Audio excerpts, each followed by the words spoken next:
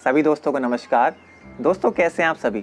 दोस्तों इस वीडियो में मैं बात करने वाला हूं सर्वाइकल पेन यानी कि गर्दन में होने वाले दर्द की। इस वीडियो में मैं आपको बताऊंगा 4 ऐसे योगाभ्यास जिनको अगर आप करेंगे तो 3 से लेकर 7 दिनों में आपका जो सर्वाइकल पेन है यानी कि जो गर्दन का दर्द है वो पूरी तरह से खत्म हो जाएगा। लेकिन दोस्तों उससे भी महत्वपूर्ण बात है कि आप वीडियो के अंत तक बने रहें। दोस्तों वर्तमान जीवन शैली का इतना बुरा प्रभाव पड़ा है कि हमारे अंदर सब्र नहीं है। यही कारण है कि वीडियो आप बीच में छोड़ देते हैं और आपको लाभ नहीं होता है। तो बने रहिए वीडियो के अंत तक। दोस्तों इससे पहले कि मैं योगाभ्यास बताऊं, सबसे पहले हमें इस गर्दन में होने वाले दर्द के कारणों को समझना होगा, तभी आपको समझ आएगा कि क्यों ये योगाभ्यास हम कर रहे हैं। दोस्तों अगर आप देखेंगे जो आपका जो सर है उसका सपोर्ट देने के लिए हमारे पास में यहाँ कंधे से मसल्स जाती हैं, यानी कि जो कंधे की मसल्स का कनेक्शन होता है हमारे इस गर्दन से होते हुए सर तक पहुँचता है। इसी तरह से हमारी जो अपर बैक मसल्स होती है यानी कि यहाँ से, तो ये भी हमारी जो है इस सर को सपोर्ट देती हैं उसको पोजीशन में बनाने के लिए। और साथ के साथ जो हमारी गर्दन की मसल्स होती हैं वो तो होती ही हैं। तो दोस्तों जो भी लोग ऑफिस में कार्य करते हैं तो उनकी हेड की पोजीशन क्या रहती है, इस तरह से नीचे की तरफ रहती है। या फिर जो विद्यार्थी होते हैं या जो पढ़ते हैं घंटों घंटों या फिर मोबाइल पे वो लगे रहते हैं तो उनकी हेड की पोजीशन भी ऐसे नीचे की तरफ होती है। तो जब कई घंटों तक इसी तरह की स्थिति बनी रहती है तो ये जो सारी मसल्स होती हैं यानी कि जो आपकी कंधे की मसल्स होती हैं, जो आपकी अपर बैक मसल्स होती है, साथ के साथ जो गर्दन की मसल्स होती हैं वो तनाव में आ जाती है, जिसके कारण आपको गर्दन में दर्द यानी कि सर्वाइकल पेन की समस्या होती है। तो हम क्या करेंगे, हम इन्हीं मसल्स को जो है रिलैक्स करेंगे, जिससे हमारा जो दर्द है वो गायब हो जाएगा।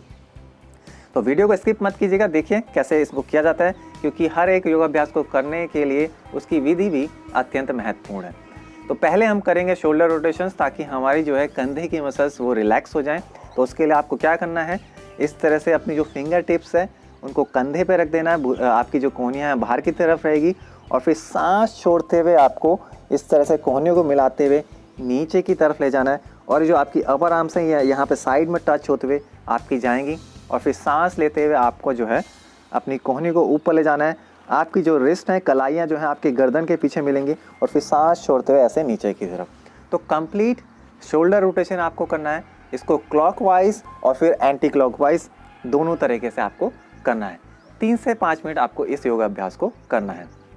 अगला जो अभ्यास है दोस्तों वो आपने देखा होगा जिम में एक जो है एक्सरसाइज करी जाती है अपने शोल्डर्स के लिए यानी कि रोम्बॉइड मसल के लिए। तो उसी तरह का ये योगाभ्यास है, ताकि जो हमारी अपर बैक मसल है शोल्डर ब्लेड्स के बीच में उसको हम रिलैक्स कर सकें। तो उसके लिए आपको क्या करना है, इस तरह की मुट्ठी बनानी है आपको, और कोहनियों को आपको जो है इस तरह सामने की तरफ लाना है अपने कंधों के सीध में, और फिर आपको सांस लेते हुए अपनी कोहनियों को बाहर की तरफ पीछे की तरफ ले जाना है, और सांस छोड़ते हुए आपको इस तरह से आगे की तरफ लाना है और कोहनियों को मिलाना है इस तरह से, ऐसे बाहर की तरफ पीछे की तरफ, और फिर सांस छोड़ते हुए ऐसे। ध्यान रखिएगा कि आपका जो कोहनी है और जो शोल्डर की हाइट है वो सेम हो, चाहे आपके सामने वाली स्थिति हो, चाहे आप ऐसे पीछे जब ले जा रहे हैं तो भी ऐसा ना हो कि ये नीचे चले जाए या फिर ऊपर चले जाए।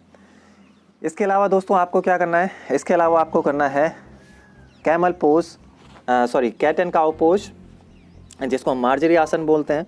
तो मार्जरी आसन के लिए आपको इस तरह की टेबल वाली स्थिति में आ जाना है।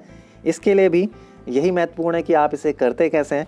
तो आपका जो घुटना है और जो हील्स है और जो आपके पंजे हैं वो एक सीध में आ जाएंगे, इस तरह से पंजे आपके फ्लैट रहेंगे, हथेलियाँ आपके जो है कंधों के नीचे रहेगी। तो दोस्तों ये आसन हम क्यों कर रहे हैं, ये आसन जो है हम अपनी अपर बैक मसल्स और जो नेक की मसल्स हैं उनसे जो टेंशन है, तनाव जो है उनको रिलीज़ करने के लिए कर रहे हैं। तो कैसे करना है, आपको सांस लेते हुए अपनी कमर को नीचे की तरफ दबाना है, लोअर बैक को नीचे की तरफ दबाना है, और जो है अपना सर है पूरी तरह से ऊपर की तरफ जितना आप स्ट्रेच कर सकते हैं अपनी नाभि को नीचे की तरफ दबाना है सांस लेते हुए, और सांस छोड़ते हुए जैसे एक बिल्ली सिक्योरिटी है अपनी कमर ऊपर की तरफ जितना आप ऊपर ले जा सकते हैं, और अपनी ठुड्डी को अपने चेस्ट से लगाने की कोशिश करनी है, पूरा ऊपर की तरफ धकेलिए, एक राउंड शेप आ जाएगा आपकी कमर पे। और इसी तरह से आप फिर रिपीट कीजिए, नाभि को नीचे की तरफ, सर ऊपर की तरफ, नजरें आपकी ऊपर की तरफ। दोस्तों इस अभ्यास को भी कम से कम आपको 1-2 मिनट तो करना ही है। इसके बाद में जो लास्ट है वो है आपके नेक मूवमेंट्स। तो नेक मूवमेंट्स हो सकता है आप बहुत सारे लोगों को पता हो, लेकिन अगेन आप करते कैसे हैं वो बहुत महत्वपूर्ण है। तो नेक मूवमेंट्स यानी कि आपकी ये सारी मसल्स जो सराउंडिंग में होती हैं नेक के, उन सभी से टेंशन को रिलीज़ करने के लिए। तो इसके लिए आपको अपनी हथेलियों को एकदम ज़मीन पे रख देना है। अगर आपकी हथेलियाँ ज़मीन पे नहीं आ रही तो आप फिंगर टिप्स जो है शुरुआती दौर में रख सकते हैं, लेकिन कोशिश यही करनी कि आपकी हथेलियाँ जो हैं एकदम ज़मीन पर आ जाएं। किसी भी आसन पर आप बैठ सकते हैं, सिंपल क्रॉस लेग होगा ये।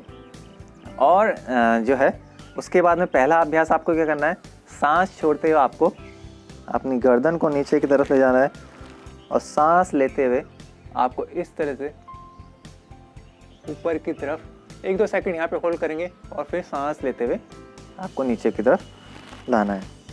तो ये अभ्यास है, इसको आप लगभग 15-20 सेकंड कीजिए, यानी कि 8 से 10 बार आप इसे कर सकते हैं। फिर आपको जो है लेफ़्ट एंड राइट ले जाना है।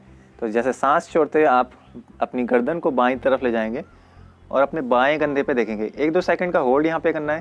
सांस लेते हुए आपको यहाँ बीच में लेके आना है और सांस छोड़ते हुए आपको दाएं की तरफ। इसको भी आप 8 से 10 बार कीजिए।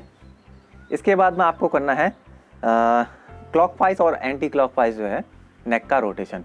तो यहाँ से सांस छोड़ते हुए आप बीच में ले आइए, अपनी जो गर्दन है, आपकी जो चिन है वो चेस्ट पे टच रहेगी और फिर क्लॉकवाइज मूवमेंट दाएं से बाएं की तरफ। इस तरह से कंप्लीट ध्यान रखिएगा कि कंप्लीट रोटेशन होना चाहिए। कमर आपकी सीधी रहनी चाहिए, पंजे आपके जो है ज़मीन पर, और फिर एंटी क्लॉकवाइज इस तरह से।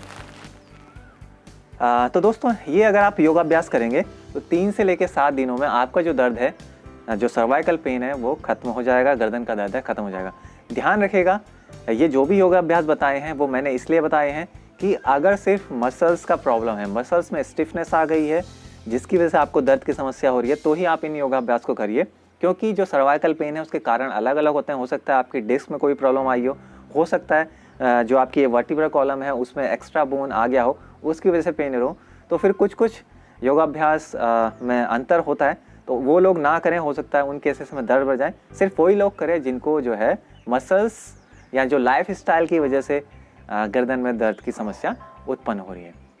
दोस्तों अगर ये वीडियो पसंद आया हो तो इसे लाइक कीजिए और ज़्यादा से ज़्यादा शेयर कीजिए इसे अपने फेसबुक और व्हाट्सएप ग्रुप पे, क्योंकि दोस्तों इससे मुझे मोटिवेशन मिलता है इसी तरह के यूज़फुल वीडियो बनाने के लिए।